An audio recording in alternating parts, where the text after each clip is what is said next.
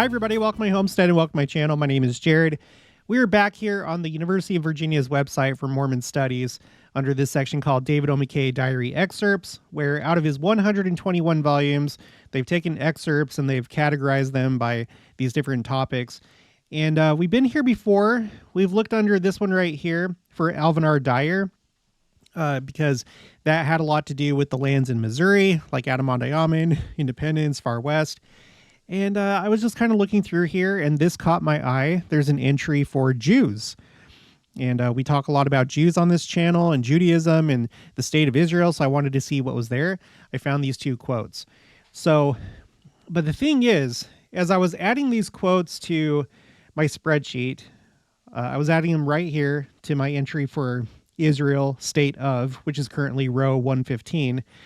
I stumbled across something that I had forgot about that has to do with the Kirtland Temple and how, you may or may not know this, I did a video about this before, but the dedicatory prayer of the Kirtland Temple is what, from what I can tell, is what is responsible or what started this process of the gathering of the Jews to Israel. And I'll show you in just a minute.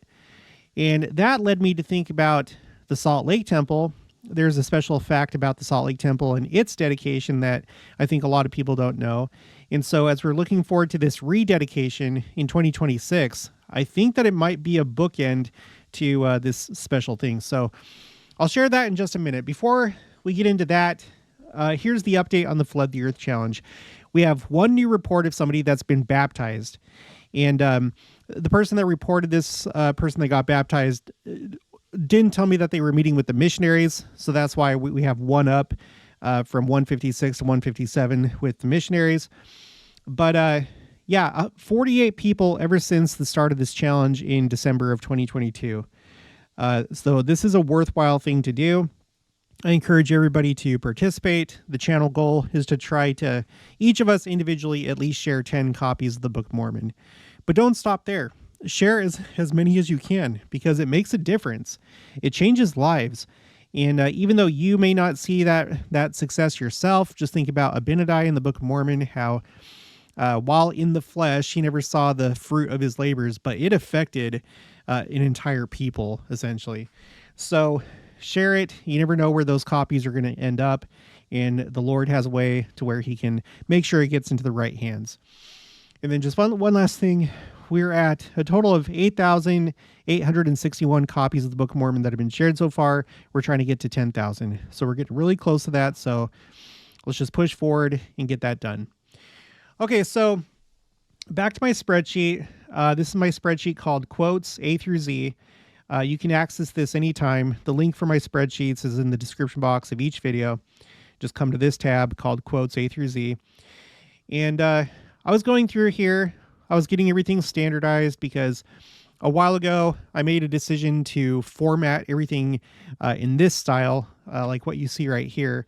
And so that's going to take me a while to go through all my spreadsheets, but eventually everything will be standardized. And I came across this quote that I forgot about. It's the most recent quote. I have these ordered in chronological order, with the most recent being toward the left. So I'm going to read this, okay? This is from Elder Quentin L. Cook. This was a devotional at Ensign College, formerly LDS Business College in downtown Salt Lake, November 28th, 2017. And the name of the talk is The Lord's Paths Are Righteousness. Okay.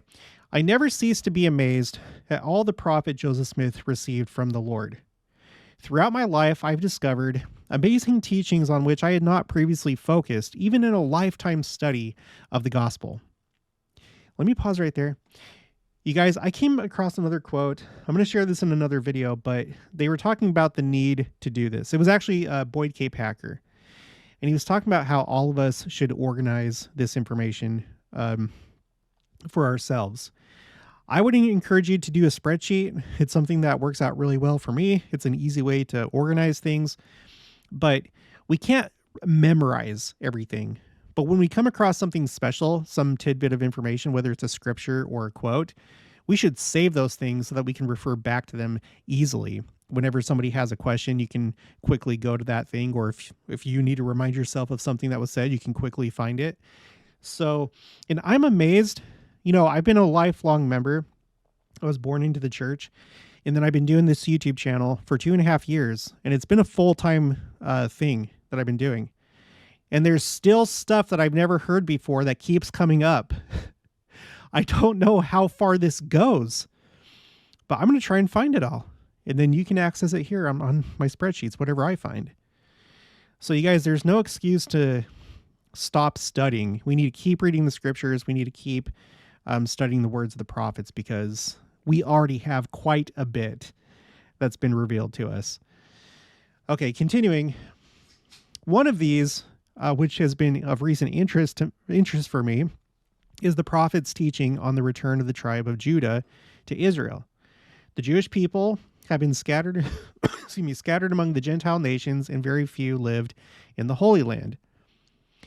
In the dedicatory prayer of the Kirtland Temple on March 27th, 1836.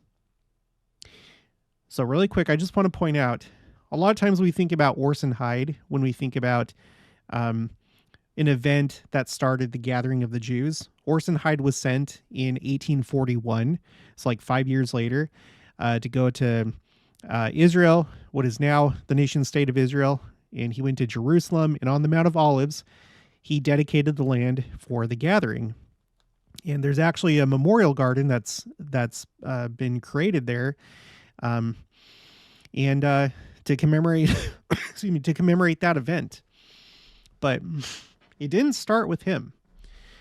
Okay, so look at this: a prayer given to the prophet Joseph Smith by revelation, and they kept stressing this in General Conference, that this prayer for the Kirtland Temple, the dedicatory prayer, was given by revelation. So it didn't just like purely come from the head of Joseph Smith.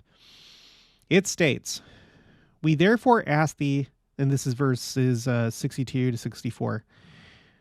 "We therefore ask thee to have mercy upon the children of Jacob, that Jerusalem from this hour may begin to be redeemed, and the yoke of bondage may begin to be broken off the house of David, and the children of Judah may begin to return to the lands which thou didst give to Abraham their father." So let me know if you knew this or not. Put it in the comments. Again, I've done a video about this like a while ago, but I forgot about it. You know, with all this like hype having to do with the Kirtland Temple and my own excitement having gone there for the eclipse, I forgot about this. And I've always felt, ever since it came back into the church, that this was a monumental event that I don't think that we see clearly at this point. After it came back into the church, I did some videos and we saw how it fulfilled scripture. I think it's D&C 117, where the Lord says that in his own due time, he would overthrow the money changers, in reference to the Kirtland Temple. And we saw something that I want to say it was John Taylor. I think it was him that he basically made a prophecy that we would return. But I think there's a whole lot more. I don't think that we can like grasp how monumental this event has been. Some people look at the Kirtland Temple and they just think it's like, oh, it's just sentimental value, or it's just a historic site. No, it's not. It's still dedicated. When you take the tour, the missionaries will tell you the original dedication still stands. You don't have to go there with it. You don't have to have a temple recommend to go in, but it's still a dedicated temple. And things could change in the future. It's going to remain like this for 15 years. That's the agreement, but who knows what will happen after that. But can you imagine talking to the Jews? If the Jews were to believe you, like let's say that you were talking to a group of Jews that actually believed what you said, and you told them, you know, they're waiting for the third temple. And little do they know that the third temple, not in Jerusalem, but the third temple has come, and it was built in Kirtland, Ohio. And that very temple, in its dedicatory prayer, is what started their gathering to Israel. Someday there will be a temple in Jerusalem, but, you know, could you imagine how that would blow their minds? I went over this talk given by Jeffrey R. Holland at the BYU Jerusalem Center in 2016. It was him and Elder Cook. And he talked to them, a group of Jews, about how Elijah had returned to the Kirtland Temple.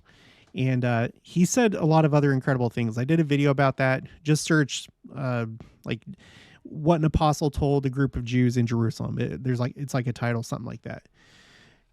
It was pretty explicit, but he didn't mention this, that their gathering began with the dedicatory prayer of the Kirtland Temple. So, okay, we're going to move on from here. And by the way, it's been a while since we visited this spreadsheet called Prophets, President Nelson, where it's a collection of things that seem to be coinciding, all these different things coinciding with the beginning of 2024. So, for example, it was President Nelson's 7th year as president of the church. Don't get it confused with his anniversary. His anniversary of 7 years is going to be in January of next year, but he's currently progressing through his 7th, and he'll complete it in January. So 7th year as president of the church. He's in his 100th year of life as the Kirtland Temple comes back into the church. At that time, he had given 40 talks as president of the church and 111 talks as an apostle. And then this general conference on Sunday, it was him and President Oaks' 40-year anniversary. So they completed 40 years, and now they've entered into their 41st year. And 40 is a special number of cleansing and trial and testing. I'm going to skip this one. It's too hard to explain quickly. And then this general conference was 5 years from the time that he said time is running out in the April 2019 general conference. The only time that a prophet has said that explicitly, and believe me, I've looked. And then, of course, there was the eclipse. And this eclipse, in my mind, pointed directly to the Kirtland Temple. The reason why is because a lot of people focus on other interesting things about these eclipses, but what I'm most interested in is the fact that the 2017 eclipse went over the future site of New Jerusalem, far west, Adam-on-Diamond. The one in Utah, October 2023, it went through the state and it missed all the temples except for one. There was only one operating temple that was in the path of annularity for that eclipse in Monticello, Utah. And then the final one, the one that ends this series, the climax, I guess you could say. The path of totality went over the Kirtland Temple a month after it came back into the church, something that I thought, frankly, was impossible until the millennium. What are the chances of that? But it happened. So all these things, in my mind, and I'm not saying that this is doctrine or fact, but that is one big event that happened at the time that all these other things were taking place. I feel like if this was like pointing to anything, it was pointing to the Kirtland Temple. Not to mention President Nelson's thing where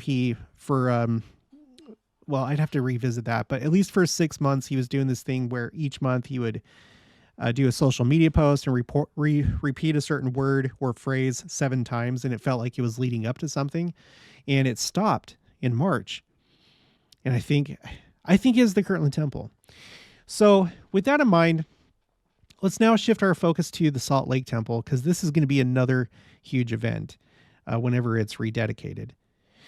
I did a video about this because you'll remember that the angel Moroni, there was an earthquake in Magna, Utah. It caused the angel Moroni to drop his trumpet, and so they took it down.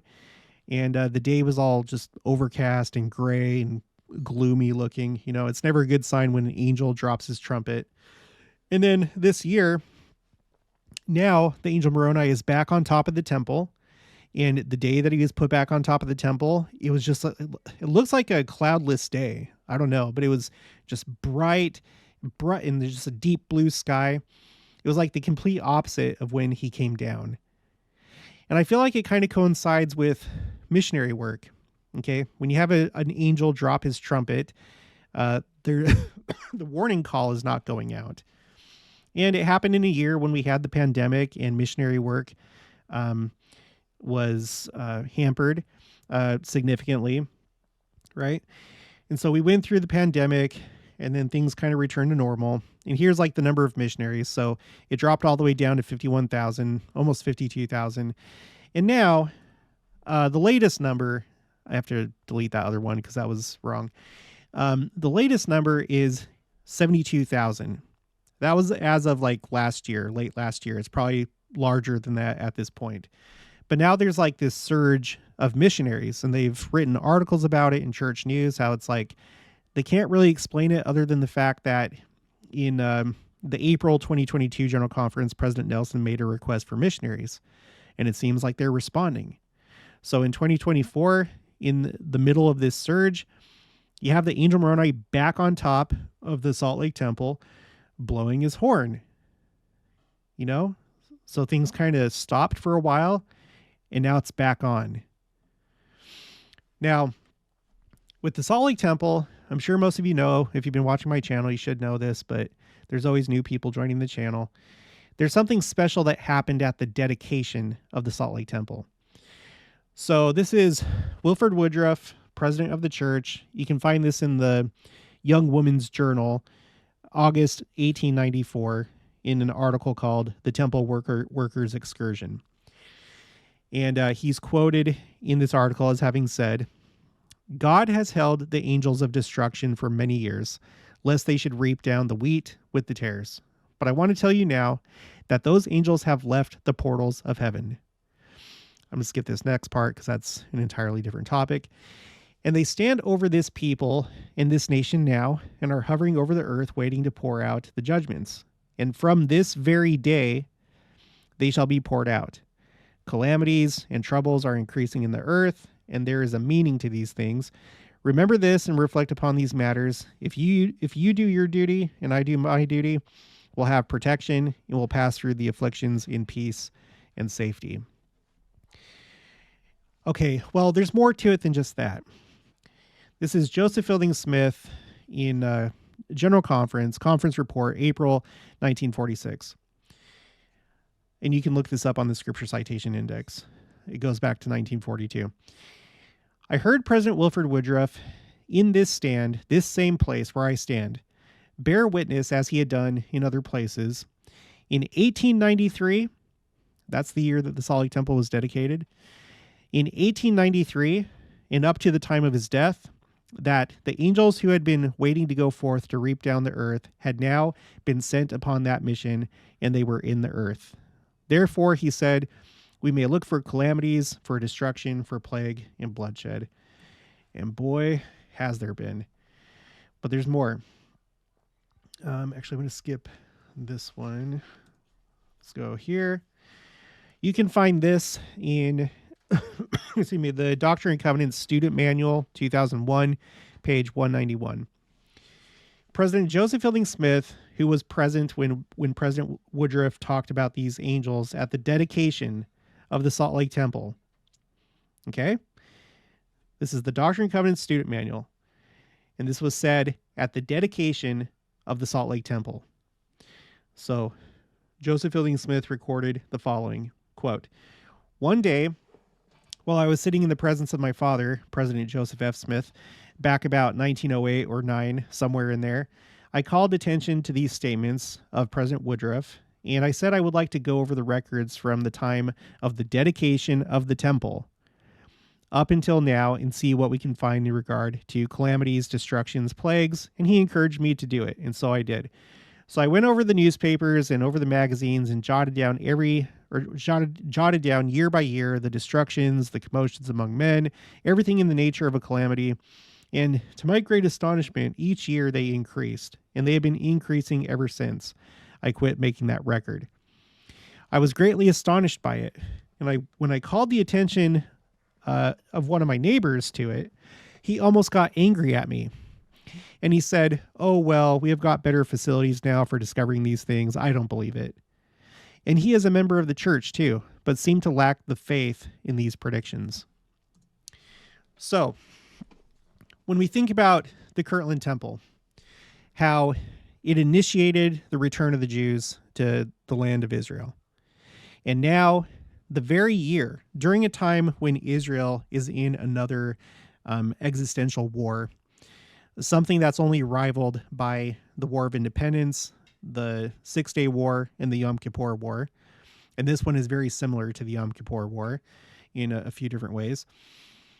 As we're having this unusual war in Israel that's not over yet, and we don't know if it's going to expand or escalate. It probably will. During this time, that's when the Kirtland Temple comes back to the church. I feel like there's something to that. And I feel like there's something to the Angel Moroni coming off the Salt Lake Temple and then going back on, and how it corresponded with our missionary numbers. And now we're waiting for the dedication, the rededication of the Salt Lake Temple. And let me just double check. I should have done this before. LDS temples. Let's go to churchofjesuschristtemples.org. A really good website. Let's go to Salt Lake Temple. Let's see. It has not been rededicated. Maybe there's parts. Well, no, it doesn't say it here. No, just, okay. So the Salt Lake Temple dedicated all the way until, I think it was 2019. I want to say, when it was decommissioned. It's probably on here somewhere. Yeah, here we go. April 19th, 2019. That's kind of weird. 1919. So from the time that the angels were let loose during the dedication, the original dedication of the Salt Lake Temple until now, they've been doing their work, right? And now it's about to be rededicated. And for all I know, for all anybody knows, maybe that's close to when the end comes. You know, it's like this period between the dedication and rededication. Maybe that's the period in which they do their work. There's some reason why the Lord let them loose when it was dedicated. So it's not too far-fetched, I don't think, to say that, okay, well, once it's rededicated, that's been enough time. Now's the end.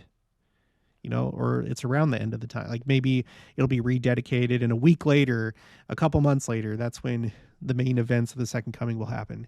Who knows? You don't know. I don't know. We'll just have to wait and see.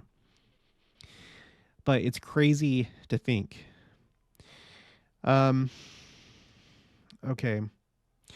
So let me just read those couple quotes that I found. I don't need this up. We'll just go to the website. So there's two quotes here. Okay, the first one, this is from Friday, January 12th, 1951. Upon the invitation of President Joseph Fielding Smith, I attended the quarterly meeting of the Council of the 12 held in the Salt Lake Temple at 9 o'clock this morning. The nature of the meeting was in keeping with the original thought when these meetings were first established, that of testimony bearing, which I didn't know. I'm going to have to add that on as another topic.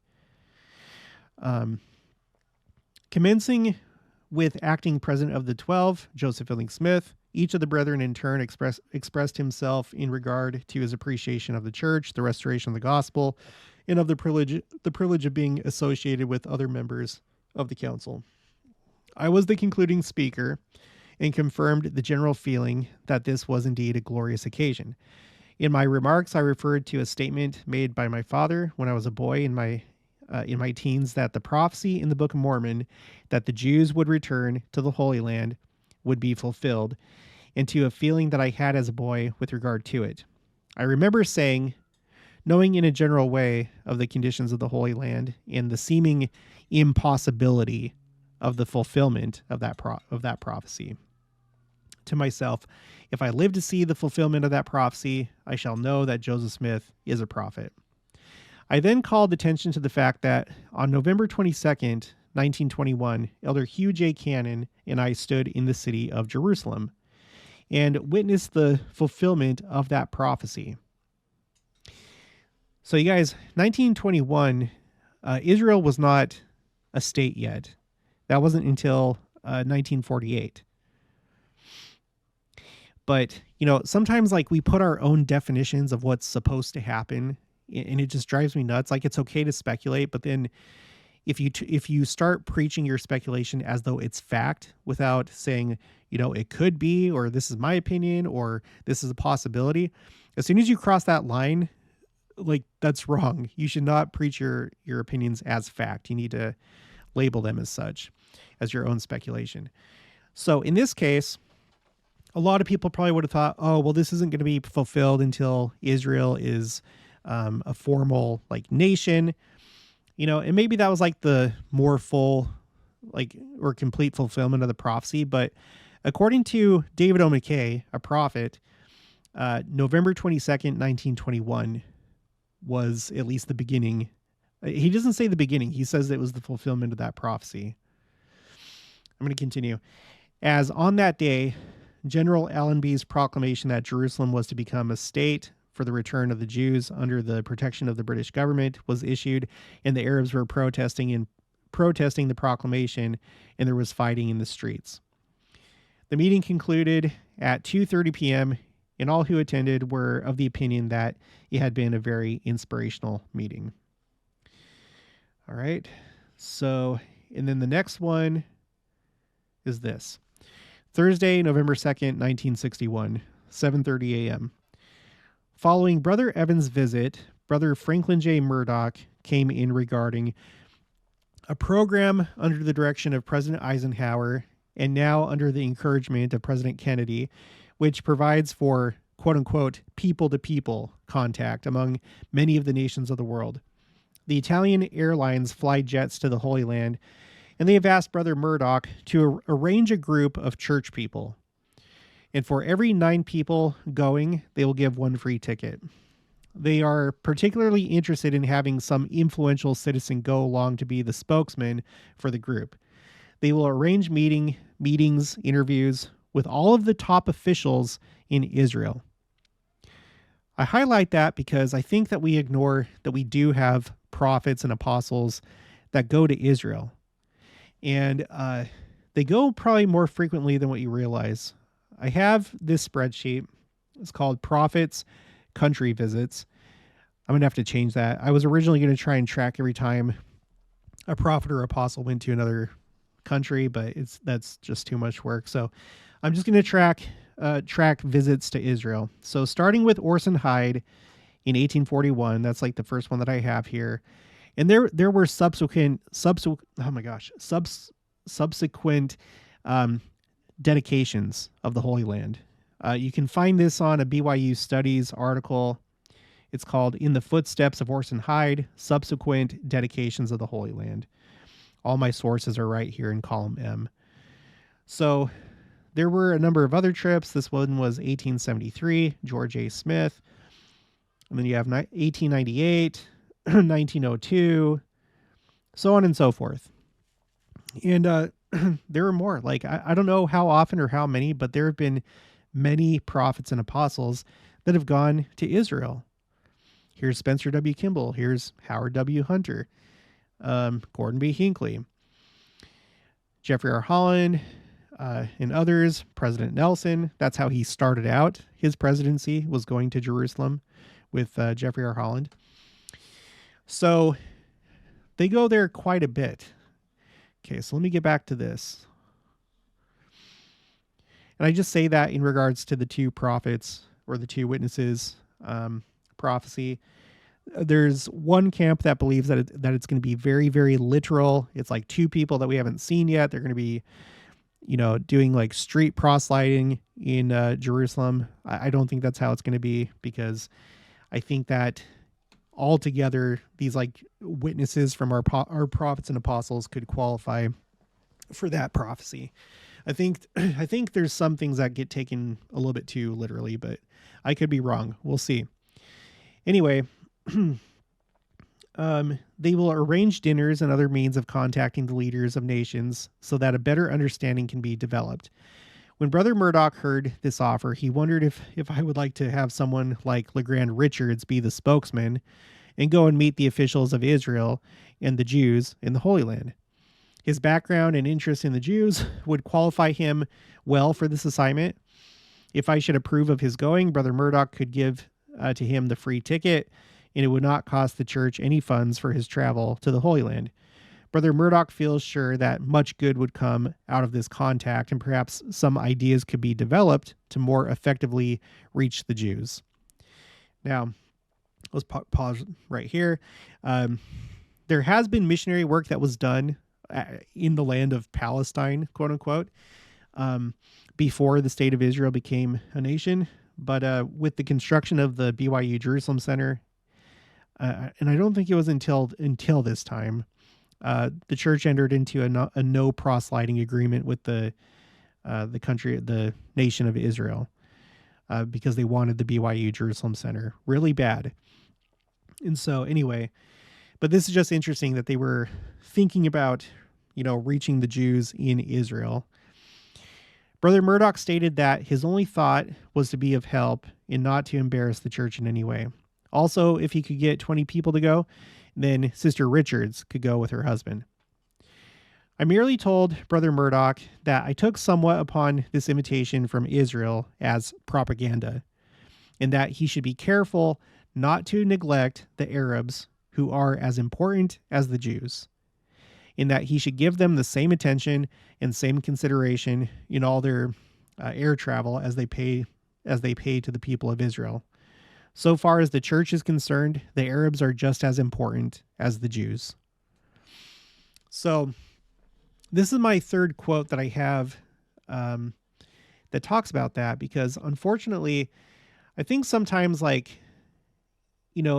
we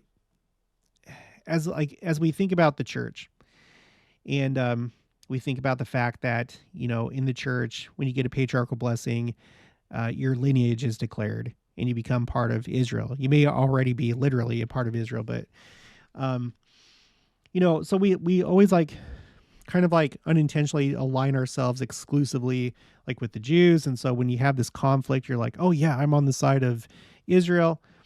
But we have to keep in mind what the proper perspective should be when it comes to us as a church and this conflict. So I have this right here.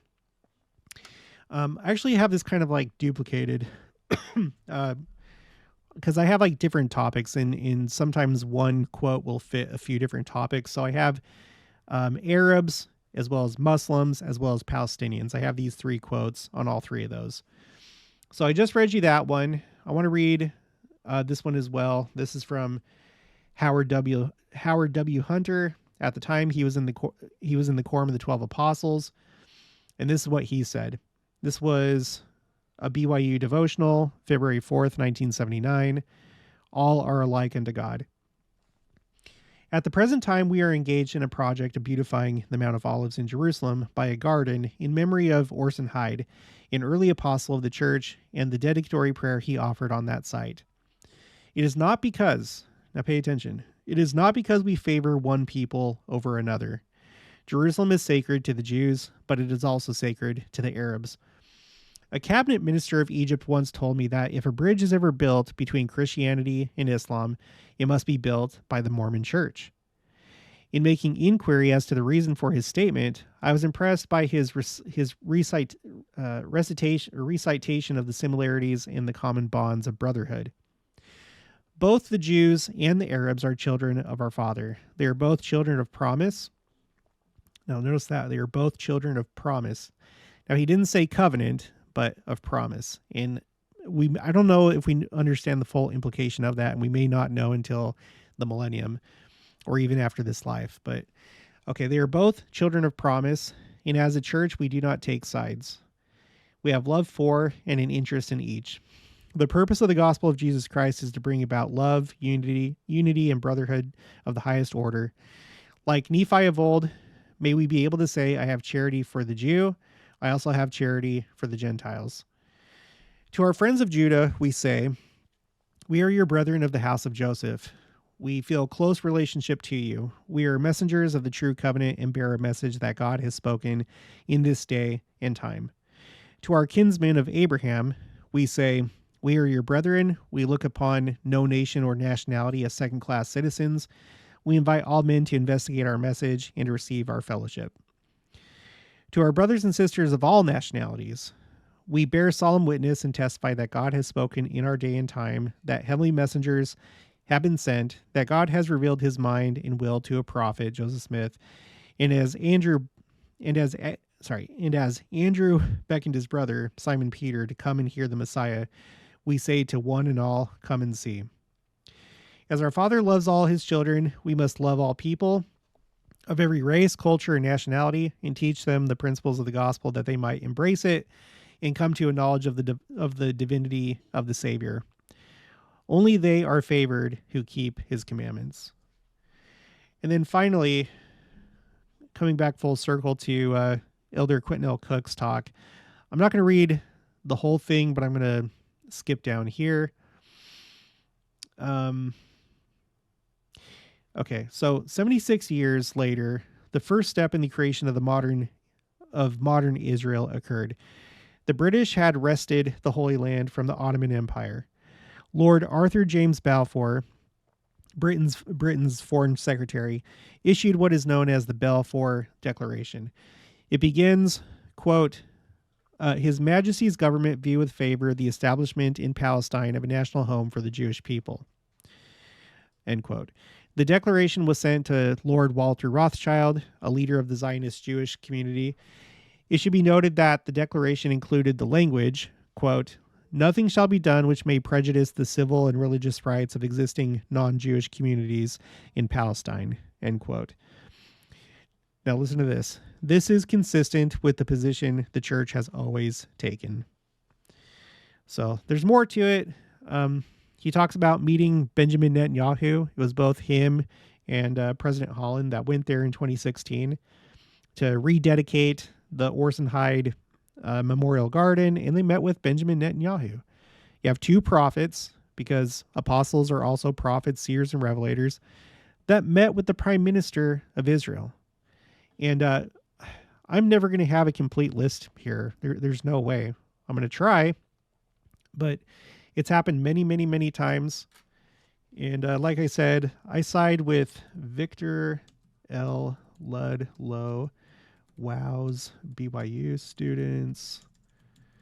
Might as well bring this up. Mideast prophecies, WOW BYU audience. Now, he could be wrong, but I don't think that he is. I think that the Lord works in natural ways. And unless you have the Spirit, there's a lot of times you don't even know that prophecy is being fulfilled because you have a preconception of exactly how it's supposed to look like. So he says, Ludlow said he wouldn't be surprised if it... when will two prophets come to the Holy Land? It's already happening. It's a common reality to people in the Middle East, Ludlow said. Ludlow tells students at BYU Jerusalem they are in the right place if they want to meet a general authority. The top place to meet one of the brethren is church headquarters. The second is Provo, specifically the MTC. The third is the Holy Land. Quote, there is something to be felt there. They see them all the time. End quote. All right. Before that, he says that the BYU Jerusalem Center will not be converted into a temple, which that's his opinion. And this whole thing about the two witnesses, that's also his opinion. He's not a general authority. I do agree with him about the two witnesses. I don't agree with the BYU Jerusalem Center because the Lord can do whatever he wants. And we've, through the study that we've done on this channel, not all temples are for ordinances. Like the Kirtland Temple, the temples that were going to be built for the New Jerusalem, there probably would have been one or two of them that would have been for ordinances, but the other ones had different purposes. And I think that the BYU Jerusalem Center could be used as like an administrative temple by the Lord. So we'll see. But yeah, that's it for this one. So if you haven't already, please make sure to subscribe, like this video if you liked it, leave your thoughts and opinions down in the comments below. Also make sure to share it, and I'll talk to you guys later.